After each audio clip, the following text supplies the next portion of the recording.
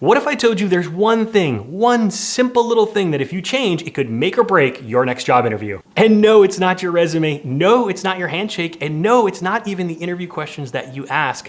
Most candidates overlook this crucial 30 seconds during a job interview, but stick with me because if you nail these 30 seconds, research has shown this increases your chances of moving forward in the interview process. A research study conducted 60 job interviews where they took trained and professional interviewers and had them conduct 20-minute interviews with the candidates. After each interview, the interviewer would conduct a questionnaire where they would evaluate the candidate on a variety of factors, including their ability to build rapport, their professional skills, their behavior, and their performance. Later on in the study, they would take observers who were not trained interviewers and they would show them 30-second video clips of the interview.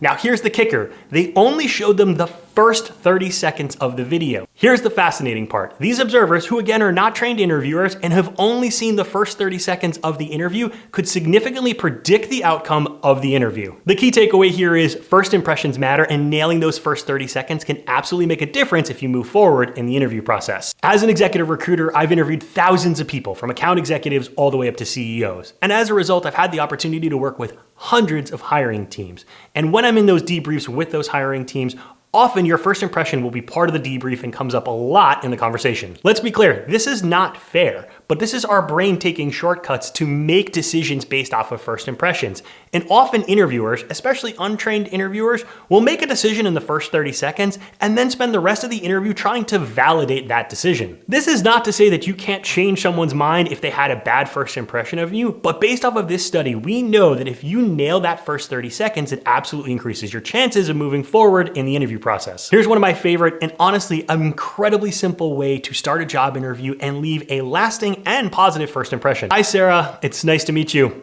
I appreciate you taking the time. I've been looking forward to our conversation. How's your day going? You can create your own authentic version of this, but let's break down why this works so well. Let's start with the nonverbal communication. As soon as we started the interview, I gave a quick wave. It may seem like nothing, but research around nonverbal communication, specifically body language, tells us that our brain associates an open palm with trustworthiness and honesty. Two character traits that are pretty awesome to articulate in the first 3 seconds of an interview. The second nonverbal cue that I gave was that I smiled, and smiling can play a significant role in first impressions. There's been extensive research that shows that smiling can influence how people perceive your warmth, your competence, your trustworthiness, and your approachability. Now, let's move over to the verbal part of my intro. I started with hi and then the interviewer's name. We know from research that people subconsciously like it when we use their name because it makes them feel more comfortable. Now, be careful with this one. If you start utilizing their name too much during the interview, say 3 times or more, this is going to come across as disingenuous and inauthentic. Second thing I did was I showed appreciation for her time. A lot of people don't realize, but outside of HR and recruiting, hiring managers often don't do a lot of hiring. So when they are doing it, it can feel like a second job or a lot of additional work.